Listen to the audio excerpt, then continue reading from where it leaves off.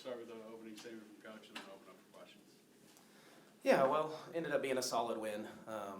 Took us a while, a little bit, to get going, but TCU's been doing that to teams. I don't know what, I think it's just they keep you off balance. Going to play some man, going to play zone. They just keep mixing up their defenses, so trying to kind of game plan for a little bit of both it's not the easiest task at times when you're not sure exactly what it's going to look like. But our kids got the good start. TCU answered it. Maybe kind of had a little late answered it in the first quarter. Thought we started to settle a little bit in the second, but then that third quarter was really good. That was us at our best. Got some turnovers, led to some easy baskets. A lot of those steals were, we call them pick sixes, like in football, where you run it back for a touchdown, so the layup. So got some pick sixes that quickly got the separation that we needed. But yeah, all in all, pretty good outcome for us on one we needed after the Baylor loss the other night. We kind of needed to bounce back, and I know the injuries and the depletion that they've had, so they're battling it, and feel for them, and I think they'll get a couple guys back here pretty soon, but they're doing a great job, and it was a tough battle for sure, so proud of the outcome. You talked about the turnovers. How much did that help you guys kind of maybe get into a little bit of a rhythm there offensively? You said kind of start wasn't exactly what you wanted. Yeah, well, I thought we got some turnovers early, but we gave them all right back. I know at one point, I think in that first media, we had 4 turnovers and they had 4 turnovers, and so there just wasn't flow to it. We want flow, we wanted tempo, probably a little bit of pace in this game too, just knowing what they had and some of the numbers. So yeah, we just finally, and we tweaked a couple things in the press and for the second half after we had seen kind of what they were doing.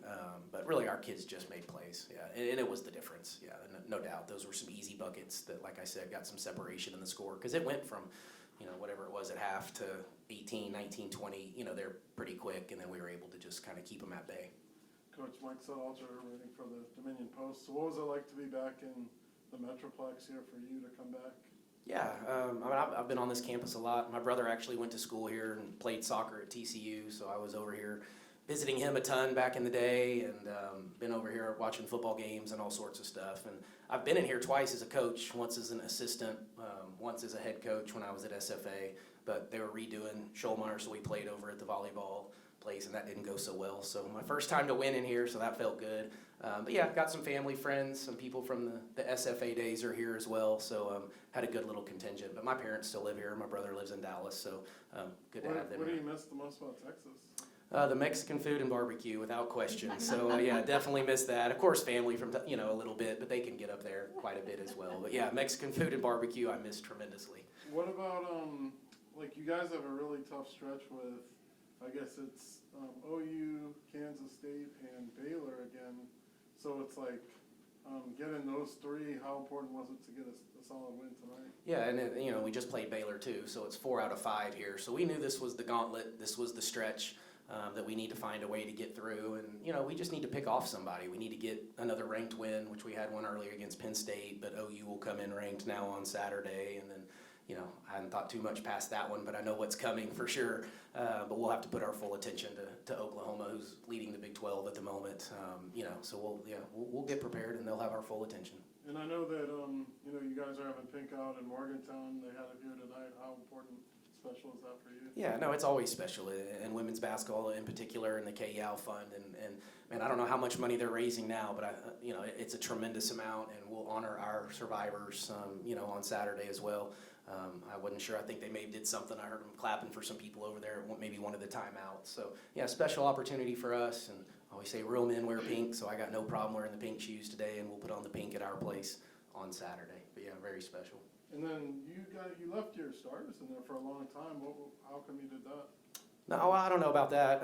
We had JJ in there, took Jordan out with 8.5 minutes to go in the game. So, no, that last group played probably the last 7 minutes. Okay. So no, it wasn't. I didn't think we did it all, to be honest. Okay. You had 4 girls reach double-digit scoring, and almost everyone scored. Just talk about kind of the ball movement, just the way things kind of got going for you guys. Yeah, there were 2 goals we had. One of which was I wanted 17 or more assists tonight, because I didn't think we moved it very well at Baylor, and I think we had 13 or 14 assists. And then I wanted 4 in double figures. And we can get a little ball dominant, dribble it a little bit too much. That's not the way I would like to play. I would like to share it, everybody touch it, kick it ahead in transition, and I thought we didn't do that very well at Baylor, and again, we got a little dribble happy. So yeah, we moved it, shared it, everybody touched it. Typically, I think when you get an open shot and you've touched the ball, it's more likely to go in. If you hadn't touched it in 3 minutes or 4 minutes, then all of a sudden you get an open shot, you're probably not going to make it. So yeah, we want touches by everybody, and that starts with Jordan Harrison. She's kind of the one that starts that for us. But that was a goal coming in, was to get some ball movement and then to get 4 in double figures. That was even written up on the board before the game. So yeah, we checked both of those. Well, you had 50 points in the team. I mean, that's well over half your points. Maybe it wasn't a focus on in the game, but was that something you want to just kind of get inside and get those easy shots? Yeah, that's really every game, and we call it playing from the inside out. We always want to play from the inside out, even though, we're not the biggest team. Obviously, TCU without Sedona is not nearly as big either, but it was, for us, like paint points, paint touches, even if you're not getting points in there, inside out threes, those types of things just tend to go a little bit more. So, yeah, we are trying to be cognizant of getting it into the paint.